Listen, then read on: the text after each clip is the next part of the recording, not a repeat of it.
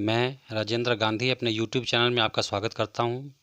आज के वीडियो में हम आपकी 12वीं कक्षा की पाठ्य पुस्तक शाश्वती भाग 2 के पहले पाठ के अभ्यास पर चर्चा करने वाले हैं। तो आइए शुरू करते हैं। पहला प्रश्न है, संस्कृत भाषया उत्तरम लिखत। संस्कृत भाषा में उत्तर लिखो। पहला प्रश्न है, ईशावास्योपनिषद कस्याः संहिताया भाग है। ईशावास्योपनिषद किस संहिता का भाग है? उत्तर, ईशावास्योपनिषद यजुर्वेदस्य काण्व संहितायाः भाग है। ईशावास्योपनिषद यजुर्वेद की काण्व संहिता का भाग है। अगला, जगत सर्वम कीदृशम अस्ति। यह सारा संसार कैसा है? उत्तर, जगत सर्वम ईशावास्यम अस्ति। यह सारा संसार ईश्वर से व्याप्त है, अर्थात ईश्वर इस सारे संसार में व्याप्त है। अगला है, पदार्थ भोगः कथम करणीय। पदार्थों का उपभोग कैसे करना चाहिए? उत्तर, पदार्थ भोगः त्याग भावेन करणीय। पदार्थों का उपभोग त्याग की भावना से करना चाहिए, अर्थात पदार्थों का उपभोग करते समय हमें लालच नहीं करना चाहिए। अगला, शतम समः कथम जिजीविषेत। 100 वर्षों तक कैसे जीने की इच्छा करनी चाहिए? उत्तर, शतम समः कर्माणि कुर्वन् एव जिजीविषेत। 100 वर्षों तक कर्म करते हुए ही जीने की इच्छा करनी चाहिए। अगला है, आत्महनो जनाः कीदृशम लोकम गच्छन्ति। आत्मा का हनन करने वाले लोग कैसे लोक में जाते हैं? उत्तर, आत्महनो जनाः असूर्या नामक लोकम गच्छन्ति। आत्मा का हनन करने वाले लोग असूर्या नामक लोक में जाते हैं। प्यारे बच्चों, असूर्या लोक वह लोक है जहाँ असुर रहते हैं और जो अंधकार से ढका रहता है। अगला है, मनसो अपि वेगवान कः। मन से भी अधिक वेगवान कौन है? उत्तर, मनसो अपि वेगवान परमात्मा अस्ति। मन से भी अधिक वेगवान परमात्मा है। अगला है, तिष्ठन्नपि कः धावते अन्यान अत्येति। एक स्थान पर स्थिर रहते हुए भी कौन अन्य दौड़ते हुए से आगे निकल जाता है? उत्तर, तिष्ठन्नपि आत्मा धावते अन्यान अत्येति। एक स्थान पर स्थिर रहते हुए भी आत्मा दूसरे दौड़ने वालों से आगे निकल जाती है। अगला है, अंधन तमः के प्रविशन्ति। अज्ञान रूपी अंधकार में कौन प्रवेश करते हैं?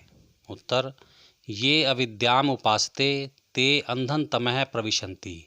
जो अविद्या अर्थात व्यवहारिक ज्ञान की ही उपासना करते हैं वे अज्ञान रूपी अंधकार में प्रवेश करते हैं। अगला, धीरेभ्यः ऋषयः किम श्रुतवन्तः।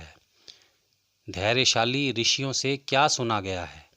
उत्तर, धीरेभ्यः ऋषयः इति श्रुतवन्तः। धैर्यशाली ऋषियों से यह सुना गया है यत् कि विद्यया अन्यत् फलम भवति। विद्या अर्थात अध्यात्म ज्ञान का अलग फल होता है, अविद्यया च अन्यत् फलम भवति, और व्यवहारिक ज्ञान का दूसरा फल होता है।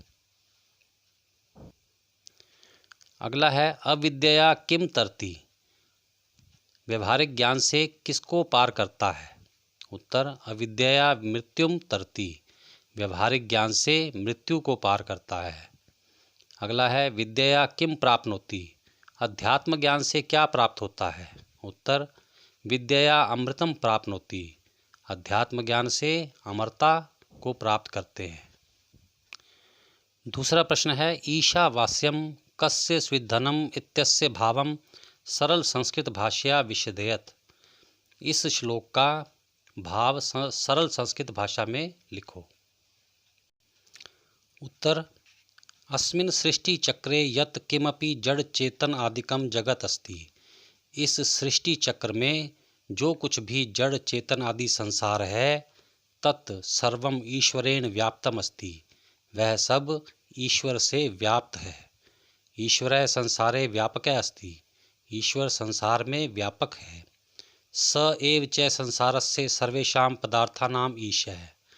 वही इस संसार के सारे पदार्थों का स्वामी है। अतः त्याग भावेन एव सांसारिक पदार्थानाम उपभोगः करणीय। इसलिए त्याग की भावना से ही सांसारिक पदार्थों का उपभोग करना चाहिए। कदापि कस्य अपि लोभः न करणीय, कभी भी किसी वस्तु का भी लोभ नहीं करना चाहिए। तीसरा प्रश्न है, अंधं तमः प्रविशन्ति विद्यायां रतः इति मंत्रस्य भावं हिंदी भाषया आंग्ल भाषया व विशदयत्। इस श्लोक का, इस मंत्र का भाव हिंदी या अंग्रेजी भाषा में लिखो। पहले इसका प्रसंग लिखेंगे। प्रस्तुत मंत्र हमारी पाठ्यपुस्तक शाश्वती द्वितीयो भागः के अंतर्गत विद्या अमृतम अश्नुते नामक पाठ से लिया गया है। सरलार्थ, जो लोग केवल अविद्या अर्थात भौतिक साधनों की प्राप्ति कराने वाले ज्ञान की उपासना करते हैं, वे घोर अंधकार में प्रवेश करते हैं।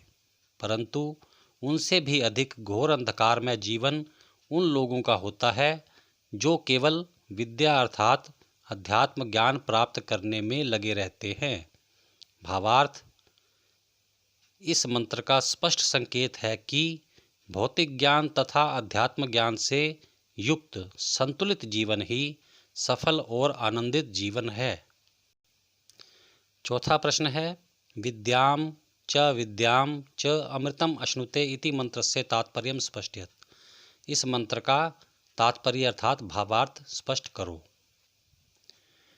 इसका प्रसंग तीसरे प्रश्न की तरह ही लिखना है। सरलार्थ, जो मनुष्य विद्या अर्थात अध्यात्म ज्ञान तथा अविद्या अर्थात व्यवहारिक ज्ञान दोनों को एक साथ जानता है, वह व्यवहारिक ज्ञान द्वारा मृत्यु को पार करके तथा अध्यात्म ज्ञान द्वारा जन्म मृत्यु के दुख से मुक्त होकर अमरता को प्राप्त करता है। भावार्थ, एक संतुलित और आनंदित जीवन के लिए विद्या और अविद्या दोनों का ज्ञान होना आवश्यक है। इन दोनों के ज्ञान से मनुष्य अपने इहलोक और परलोक दोनों को सिद्ध कर सकता है। पांचवा प्रश्न है, रिक्त स्थानानि पूरयत्, रिक्त स्थान भरो। पहला है, इदम सर्वम जगत ईशावास्यम, यह सारा संसार कैसा है? ईशावास्यम, ईश्वर से व्याप्त है। अगला, माँ गृधः, लालच मत करो, कस्य स्वित धनम, किसी के भी धन का, क्योंकि यह धन कभी किसी का नहीं हुआ। अगला, शतम समः कर्माणि कुर्वन् जिजीविषेत्, 100 वर्षों तक कर्म करते हुए जीने की इच्छा करनी चाहिए। अगला है, असूर्या नाम लोका अंधेन तमसा आवृता, असूर्या नामक लोक अंधकार से घिरा हुआ है। अगला, अविद्योपासकः अंधं तमः प्रविशन्ति, अविद्या अर्थात केवल व्यवहारिक ज्ञान के उपासक घोर अंधकार में प्रवेश करते हैं। छठा प्रश्न है, अधोलिखिता नाम सप्रसंग हिंदी भाषया व्याख्या कार्य, नीचे लिखे मंत्रांशों का सप्रसंग हिंदी भाषा में व्याख्या करो। पहला मंत्रांश है, तेन त्यक्तेन भुंजीथा, त्याग पूर्वक भोग करो। प्रसंग, प्रस्तुत मंत्रांश हमारी पाठ्यपुस्तक शाश्वती द्वितीयो भागः के अंतर्गत विद्या अमृतम अश्नुते नामक पाठ से लिया गया है। व्याख्या, परमेश्वर सब जड़ चेतन पदार्थों का स्वामी है। मनुष्य का कर्तव्य है कि वह अपनी आवश्यकता के अनुसार त्याग की भावना से इन्हें ग्रहण करे, क्योंकि लोभवश पदार्थों का उपयोग करने से प्रकृति का संतुलन बिगड़ जाता है और मनुष्य का अपना शरीर भी रोगी हो जाता है। अगला है, न कर्म लिप्यते नरे, मनुष्य में कर्मों का लेप नहीं होता। प्रसंग पहले भाग की तरह ही लिखना है। व्याख्या, इस मंत्र का भाव यह है कि मनुष्य को अनासक्त भाव से परिश्रम पूर्वक निष्काम भाव से कर्म करना चाहिए। लोभ और आसक्ति मनुष्य को पाप कर्म करने के लिए प्रेरित करते हैं। कर्तव्य भावना से किए गए निष्काम कर्म मनुष्य को कर्म बंधन में नहीं बांधते, अपितु उसे मुक्ति प्रदान करते हैं। अगला है, तस्मिन् नपो मातरिश्वा दधाति, उसी में वायु जल को धारण करता है। प्रसंग पहले जैसा। व्याख्या, इस मंत्र के दो भाव हैं। पहला यह कि उस अचल परमात्मा की व्यवस्था के कारण ही वायु जल को धारण करता है, अर्थात हाइड्रोजन H2 और ऑक्सीजन O2 को मिलाकर जल बनता है। अपह का दूसरा अर्थ कर्म भी है। सभी प्राणी ईश्वरीय व्यवस्था के अधीन होकर अपने अपने कर्मों के फल को प्राप्त करते हैं। यह इस मंत्र का दूसरा भाव है। अगला है अविद्यया मृत्युम तीर्त्वा विद्यया अमृतम अश्नुते। प्रसंग पहले जैसा। व्याख्या। जो मनुष्य विद्या अर्थात अध्यात्म ज्ञान तथा अविद्या अर्थात व्यवहारिक ज्ञान दोनों में संतुलन बनाए रखता है, वह व्यवहारिक ज्ञान से मृत्यु को पार करके अध्यात्म ज्ञान द्वारा जन्म और मृत्यु के दुख से रहित अमरता को प्राप्त करता है। अगला है एवं त्वयि न अन्यथे तो अस्ति। प्रसंग पहले जैसा। व्याख्या। इस मंत्रांश का भाव यह है कि मनुष्य को आसक्ति और लोभ की भावना से ऊपर उठकर निष्काम भाव से कर्म करना चाहिए। ऐसे कर्म हमें किसी बंधन में नहीं बांधते। जीवन से मुक्त होने का इससे भिन्न कोई उपाय नहीं है। अगला है तांस्ते प्रत्यभिगच्छन्ति ये के चा आत्महनो जनः। प्रसंग पहले जैसा। व्याख्या। जो लोग आत्मा का हनन करते हैं अर्थात उसके स्वरूप को स्वीकार नहीं करते हैं तथा आसक्तिपूर्वक सृष्टि के पदार्थों का उपभोग करते हैं, वे मरने के बाद असूर्या नामक अंधकारमय लोकों में जाते हैं। अगला है अनेज देकम मनसो जवीयो नैनद देवा आपनवन पूर्वमर्शत। प्रसंग पहले जैसा। व्याख्या।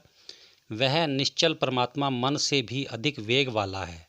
देव उस तक नहीं पहुंच पाते क्योंकि वह परमात्मा सर्वव्यापक होने के कारण पहले से ही वहां पहुंचा हुआ है। वह स्थिर रहते हुए भी दौड़ने वालों से आगे निकल जाता है। इस प्रकार परमात्मा अचल, सबसे अधिक वेगवान और इंद्रियों से परे है। 7वां प्रश्न है उपनिषद मंत्र्यो अन्वयम लिखत। नीचे लिखे दोनों मंत्रों का अन्वय लिखो। पहला मंत्र है अनेद बाहुर्विद्यायाम नस्त द्विच चक्षिरे। इसका अन्वय इस प्रकार है विद्या अन्यत एव फलम आहु। विद्या अर्थात अध्यात्म ज्ञान का अपना अलग फल है। अविद्या अन्यत एव आहु और अविद्या अर्थात व्यवहारिक ज्ञान का अलग फल है। इति धीराणाम शुश्रुम ये नह तत्विच चक्षिरे। ऐसा हमने धैर्यशाली विद्वानों से सुना है जिन्होंने विद्या और अविद्या के रहस्य को स्पष्ट रूप से हमें समझाया है। दूसरा श्लोक है अनेज देकम मातरिश्वा दधाति। अन्वय अनेजत एकम मनसः जवीयः।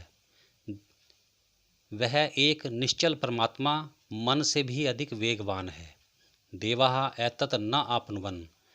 देवता वहाँ तक नहीं पहुँच पाए हैं। पूर्वम अर्षत। परमात्मा सर्वव्यापक होने के कारण पहले ही वहाँ पहुँचा हुआ है। तत् तिष्ठत धावतः अन्यान अत्येति। वह एक स्थान पर स्थिर रहते हुए भी दूसरे दौड़ने वालों से आगे निकल जाता है। तस्मिन् मातरिश्वा अपै दधाति। उस परमात्मा की व्यवस्था के कारण ही वायु जल को धारण करती है। 8वां प्रश्न है प्रकृतिम प्रत्यम च योजित्वा पद रचनाम कुरुत। प्रकृति और प्रत्यय को जोड़कर पदों की रचना करो। पहला है त्यज जमा कतः, तो पद बन जाएगा त्यक्तः। क्री जमा क्षत्रि, पद बनेगा कुर्वन। अगला तत् जमा तसिल प्रत्यय, पद बन जाएगा ततः। 9वां प्रश्न है प्रकृति प्रत्यय विभाग्य क्रियताम। प्रकृति और प्रत्यय को अलग अलग करके लिखो। पहला है प्रेत्य अर्थात मरकर, तो इसको जब हम अलग करेंगे तो बनेगा प्र जमा ई जमा ल्यप। अगला है तीर्त्वा, त्री जमा कत्वा प्रत्यय। धावतः, धाव जमा क्षत्रि। तिष्ठत, स्था जमा क्षत्रि। जवीय है, जव जमा मतुब जमा ईयसुन। इनके अर्थ भी समझ लीजिए।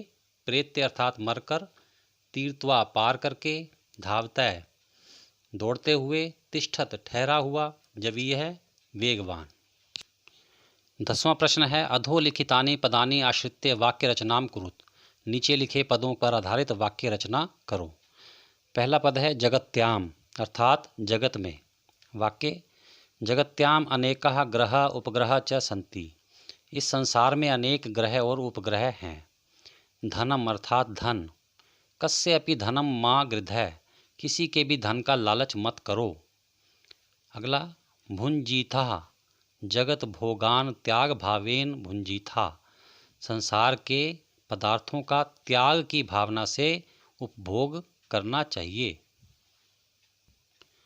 अगला है शतम अर्थात 100। कर्माणि कुर्वन् एव शतम वर्षाणि जिजीविषेत्। 100 वर्षों तक कर्म करते हुए ही जीने की इच्छा करनी चाहिए। अगला है कर्माणि अर्थात कर्म। सदा शुभानि कर्माणि एव कुर्यात्। हमेशा शुभ कर्म ही करने चाहिए। अगला तमसा अंधेरे से।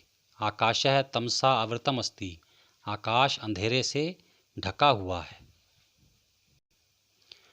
अगला है त्वयि अर्थात तुझ में। त्वयि कै स्निह्यति। तुमसे कौन स्नेह करता है। अगला अभिगच्छन्ति पास जाते हैं। छात्राः पठनाय गुरुम अभिगच्छन्ति। छात्र पढ़ने के लिए गुरु के पास जाते हैं। प्रविशन्ति प्रवेश करते हैं। अविद्यायाः उपासका अंधन्तमः प्रविशन्ति। केवल व्यवहारिक ज्ञान के उपासक अज्ञान रूपी अंधकार में प्रवेश करते हैं। धीराणाम अर्थात धैर्यशाली। धीराणाम उपदेशः धैर्येण श्रोतव्यः। धैर्यशालियों के उपदेश को धैर्यपूर्वक सुनना चाहिए। भूयः अर्थात अधिक। ज्ञानात् भूयः न किमपि। ज्ञान से बढ़कर कुछ भी नहीं है। अगला है समः। शतम समः कर्माणि कुर्वन् एव जिजीविषेत्। 100 वर्षों तक कर्म करते हुए ही जीने की इच्छा करनी चाहिए। 11वां प्रश्न है संधिम संधि विच्छेदम वा कुरुत। संधि या संधि छेद करो। तो सबसे पहले है ईशावास्यम। तो इसका संधि छेद बनेगा ईश जमा आवास्यम। अगला है कुर्वन्ने वेह। तो इसका संधि छेद बनेगा कुर्वन जमा एव जमा इह। अगला जिजीविषेत जमा शतम। संधि बनेगी जिजीविषेच्छतम। अगला तत् जमा धावतः। संधि तद्धावतः। अगला है अनेजत जमा एकम। संधि अनेज देकम। आहु जमा अविद्या आहुर्विद्या। अन्यथेतः अन्यथा जमा इतः। तांस्ते तान जमा ते। 12वां प्रश्न है अधोलिखिता नाम समुचितम योजनम कुरुत। नीचे लिखे पदों का उचित मिलान करो। तो सबसे पहले है धनम। इसका मिलान होगा वित्तम के साथ। दोनों का अर्थ है धन। अगला समः। इसका मिलान होगा वर्षाणी के साथ और दोनों का ही अर्थ है वर्ष। असूर्या। असूर्य लोक कैसा है। तमसः आवृतः अंधेरे से ढका हुआ। आत्महनः आत्मानम ये घनंती। दोनों का ही मतलब है जो आत्मा का हनन करते हैं। मातरिश्वा। इसका मिलान होगा वायु के साथ। दोनों का अर्थ है वायु। शुश्रुम श्रुतवन्तः स्मः। दोनों का अर्थ है सुनते थे। अगला है अमृतम। इसका मिलान होगा अमरताम। दोनों का अर्थ है अमरता को। 13वां प्रश्न है अधोलिखिता नाम पदानाम पर्याय पदानि लिखत। नीचे लिखे पदों के पर्याय पद अर्थात समान अर्थ वाले पद लिखो। पहला पद है नरे अर्थात मनुष्य में और इसका समान अर्थ वाला पर्यायवाची पद है मनुष्य। अगला ईशः समानार्थक ईश्वर है। जगत संसार है। कर्म कार्यम। धीरः धैर्यशालिनः। विद्या अध्यात्म ज्ञानम। अविद्या व्यवहारिक ज्ञानम। 14वां और अंतिम प्रश्न है अधोलिखिता नाम पदानाम विलोम पदानि लिखत। नीचे लिखे पदों के विलोम अर्थात उल्टे पद लिखो। सबसे पहले है एकम अर्थात एक। इसका विलोम पद होगा अनेकम अर्थात अनेक। तिष्ठत ठहरा हुआ। धावत दौड़ता हुआ। तमसा अंधेरे से। प्रकाशेन प्रकाश से। उभयम दोनों को। एकम एक को। जवीय है वेगवान। तिष्ठत ठहरा हुआ। मृत्युम मृत्यु को, अमृतम अमरता को। प्यारे बच्चों, इसी के साथ आज का वीडियो समाप्त होता है। अगर आपने इस चैनल को सब्सक्राइब नहीं किया तो अवश्य कर लें। धन्यवाद। आप सबका कल्याण हो।